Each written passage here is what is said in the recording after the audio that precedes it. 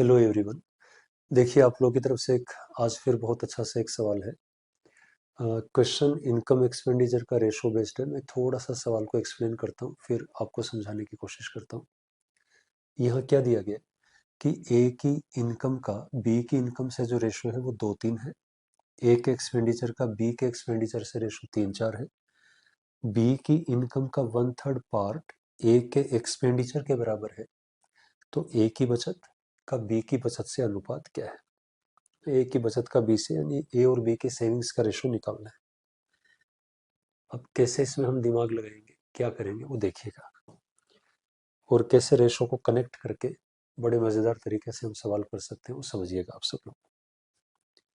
देखिए, आपको यह बोला गया कि ए और बी की इनकम का रेशो 2:3 है। Point clear? और एक्सपेंडिचर का जो रेशो है वो 3:4 है। आई थिंक ये पॉइंट भी क्लियर होगा सभी को। ये हमें दिया है। अब सवाल में आगे क्या बोला गया आपको कि बी की इनकम का 1/3 भाग, इसे नोटिस कीजिएगा। इस एक लाइन को ठीक से समझा और अगली लाइन में आपका सॉल्यूशन तैयार। बस इसे ठीक से समझना है ना, ध्यान से समझिएगा। बी की इनकम का, बी की आय का 1/3 पार्ट ए के खर्च के बराबर है। अब ध्यान दीजिए, देखिए यहाँ दो रेशो दिए गए हैं, एक इनकम के रिगार्डिंग है और एक एक्सपेंडिचर के रिगार्डिंग है। और हम ये जानते हैं कि ये दोनों रेशो आपस में लिंक्ड नहीं है, इनका आपस में कोई कनेक्शन नहीं है। हम ये नहीं बोल सकते कि ये 2 रुपए कमाता है उसमें से 3 खर्च करता है, क्योंकि ये दोनों इंडिपेंडेंट रेशो है, दोनों अलग अलग रेशो है। अब यहाँ हमें क्या बोला गया कि बी की इनकम का जो 1/3 पार्ट है, बी की इनकम ये रही, फोकस कीजिएगा ना, income of B is this. ये जो बी की इनकम है इसका 1/3 पार्ट, अब सोचिए 3 का 1/3 पार्ट कितना होगा? 3 का 1/3 पार्ट हुआ 1 यूनिट, है ना। बी की इनकम का 1/3 पार्ट मैं आपको समझाने के लिए लिख देता हूँ यहाँ। This is 1/3 of B. Clear? अब आपको ये बोला गया कि ये जो 1/3 पार्ट ऑफ बी है ये ए के खर्च के बराबर है। अब रेशो में तो ऐसा नहीं दिख रहा है, इसका 1/3 पार्ट 1 यूनिट है जबकि ए का जो खर्च है वो 3 यूनिट है।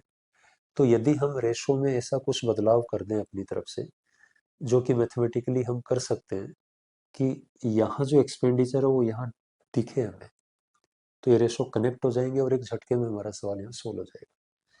तो कैसे करेंगे हम देखिएगा। ये कह रहे हैं कि बी का 1/3 ये इसके बराबर है। अब है तो नहीं बराबर। यदि मैं इस रेशो को 3 टाइम कर दूं, 3 से गुना कर दूं, 3 से मल्टीप्लाई कर दूं, तो यहाँ 3 हो जाएगा और यहाँ भी 3 हो जाएगा। तो ये रेशो आपस में लिंक कर जाएंगे, उससे कनेक्ट हो जाएंगे। और उसके बाद देखिएगा क्या होता है। मैं इसको 3 से गुणा कर रहा हूँ पूरे रेशो को, ये हुआ 6, ये 3 से मल्टीप्लाई करने पर हुआ 9, और ये 3 से मल्टीप्लाई करने पर आया 3। यानी 2 3 1 को मैंने लिख लिया, 6 9 3। तो अब हुआ क्या यहाँ पे, बी की इनकम का 1/3 जो कि 3 यूनिट है, बी की इनकम का 1/3 अब ए के खर्च के बराबर आ गया। इसका मतलब ये दोनों रेशो अब आपस में लिंक्ड है, ये आपस में कनेक्ट हो चुके हैं। पॉइंट क्लियर हुआ? बस अब कुछ नहीं बचा। यदि ये व्यक्ति 6 रुपए कमाता है, इसकी इनकम 6 है, एक की खर्च 3 करता है, तो इसकी जो बचत है 6 में से 3 गया 3, और बी की बचत 9 में से 4 गया 5, और हमें पूछा है कि इनकी बचत का रेशो क्या है, और ये आपका सवाल यहाँ खत्म हुआ। This is solution. क्लियर हुआ पॉइंट?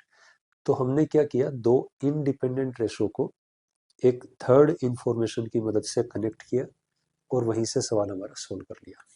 ठीक है, थैंक यू सो मच।